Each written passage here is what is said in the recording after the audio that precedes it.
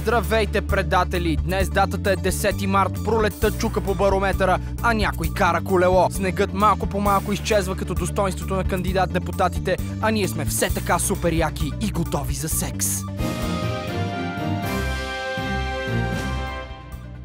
На тази дата не кой да е, а самият фюрер изобретява 5-дневния работен ден, състоящ се от 40 работни часа и право на 22 дни отпуска. Ако ви се струва познато, то поне не сте безработни. Въпреки това, Холокостът е факт, така че Хитлер е зле. Рожден ден имат Осама Бин Ладен и Чък Норис, но както винаги, този, който не е Чък Норис, е мъртъв. В Бирма празнуват празника на сухия сезон, което сигурно е като сухия режим, но без пички. Полша е денят на мъжете и празнуват всички, тъй като там няма жени. А сега се пригответе за най-радикалната ни класация за най-странните покемони някога. Номер 5.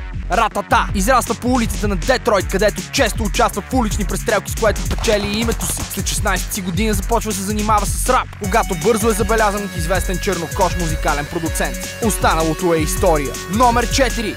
Нинджаск. Романтик по душа, този покемон безспирно търси любовта на живота си. Обича дългите разходки по плажа, коктейли, пиня колада, както и класическа руска литература. Смята, че нищо не може да спре истинската любов. Номер 3. Робин Кафалиев. Този изумителен покемон е от първото поколение кетч-коментатори. Известен е с изявите си в Аламинут, най-смешните животни на планетата и други документални поредици. Номер 2.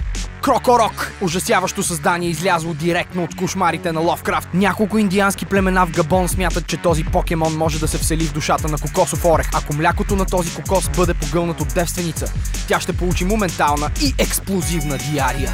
Номер 1. Шарпедо. Покемон с унищожителната сила на акула и торнадо в едно. Когато не е ходил до тоалетната, демиджът му достига до умопомрачителните 60 пинки. Най-големите му врагове са глобалното затопляне и Григорий Разпутин. Единият от тях вече е мъртъв, което е доказателството, че Шарпедо не е нещо, с което да се ебеш. След тази кардинална класация се връщаме в тъпата България, където имен ден празнува певецът Галин, но ние няма да му честитим. Не забравяйте да носите новите си дрехи, да сочите с пръст основно себе си, да се инжектирате с повече от 3 марихуанени треви на ден и да не забравяте сентенцията на агрономът и отличеният с пурпурна звезда за химия самолетоносач Боинг 747. При капитализма човекът експлоатира човека, а при комунизма точно обратното.